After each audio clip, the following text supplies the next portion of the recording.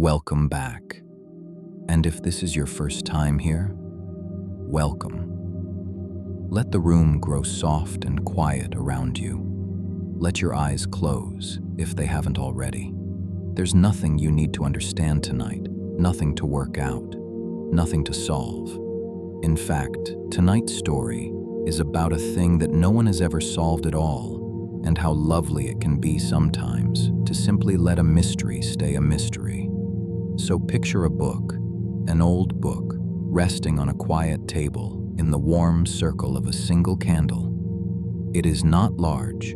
It would sit comfortably in your two hands. Its pages are made of soft, pale parchment, gone golden and worn at the edges with the passing of 600 years. Open it gently, and you will find it filled, page after page, with neat, flowing handwriting, looping letters, written with care, line after line, as though someone had a great deal to say. It looks, at first glance, like any old book of secrets and knowledge, except for one small thing. No one on earth can read a single word of it. This is the Voynich Manuscript, and it is one of the gentlest, strangest puzzles in all of human history. The writing flows across the pages in an alphabet that appears nowhere else in the world. Not in any country, not in any age, not in any other book ever found. The letters are graceful, and they repeat, and they cluster into words, and the words gather into what surely look like sentences and paragraphs. It has every appearance of meaning something. And yet, in 600 years, no one, not a single person, has ever been able to say what. And the pictures are stranger still. Much of the book is filled with plants, beautiful, careful drawings of flowers and leaves and roots painted in soft greens and blues. But here is the curious thing. They are plants that do not exist. Not one of them matches any flower that has ever grown on this earth. The leaves belong to one plant, the roots to another, the blossom to nothing at all. They are like flowers remembered from a dream, lovingly drawn by someone who was quite certain they were real. Turn the pages, and you find circles of stars, suns and moons, rings of strange symbols that look like the charts of an astronomer mapping a sky we don't quite recognize.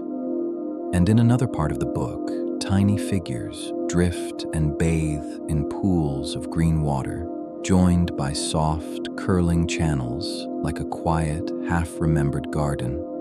It is dreamlike, it is peaceful, and it makes no sense at all. For a long time, no one even knew where the book had come from. It drifts in and out of history like something half-imagined.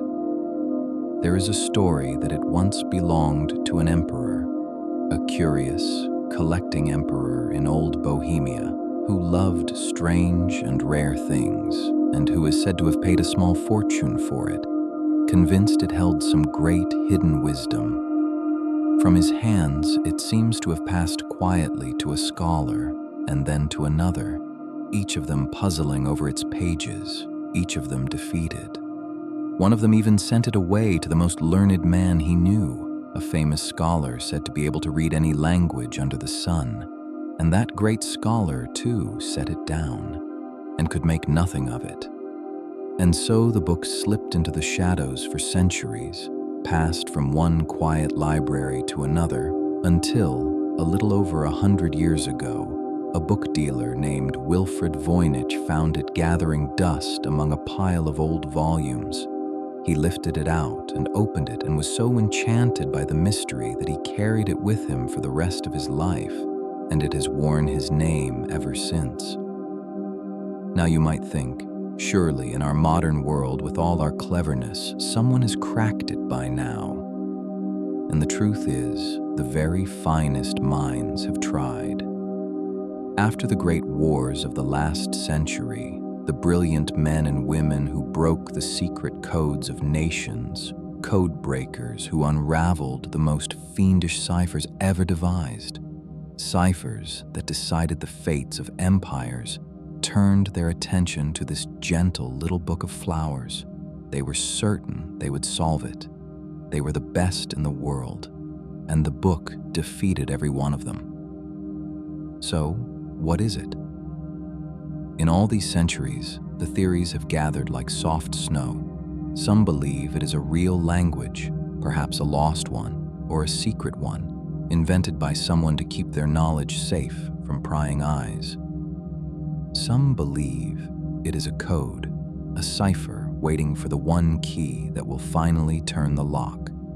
Some have wondered if it is the private notebook of a healer or a dreamer or someone whose mind moved in ways the rest of us cannot follow. And some have suggested it is simply nonsense, a beautiful hoax, pages and pages of meaningless scribbles made to look wise, perhaps to sell to a wealthy collector long ago. But here's the detail I love the most. When scholars studied the writing closely, counting the words, measuring how often each one appears, how they sit beside one another, they found something remarkable. The text behaves like a real language. The words follow the same quiet patterns that genuine words follow in genuine tongues all over the world. It does not look like random scribbling. It looks, for all the world, like someone 600 years ago sat down and wrote something true, something they meant, something they perhaps very much wanted to say. We simply cannot hear them anymore. And isn't there something tender in that? Somewhere, long ago, a person bent over these pages by candlelight, drawing their impossible flowers, mapping their dreamlike stars, writing line after careful line in a hand only they could read. They are long gone now. Their name is lost, but the message remains, patient and unbothered, resting in a quiet library, keeping its secret as gently as it has kept it for 600 years. It is in no hurry to be understood, and maybe that's all right. Maybe not every mystery is a lock to be broken. Maybe some are simply meant to be held and wondered at and left in peace, beautiful precisely because we will never quite reach the end of them. So tonight, you don't have to solve anything either. Let the book close softly in your mind. Let the candle burn low. Let the impossible flowers and the strange little stars and the looping, unknowable words drift away into the warm dark, still keeping their secret, asking nothing of you at all. There's nothing to figure out, nothing to chase. You can lay every question down now, like setting an old book gently on a shelf, and let it rest there, safe until morning. Just breathe, slow and easy. Let your thoughts grow quiet and unread, and let yourself drift peacefully into the soft, unsolved dark. Let go and sleep.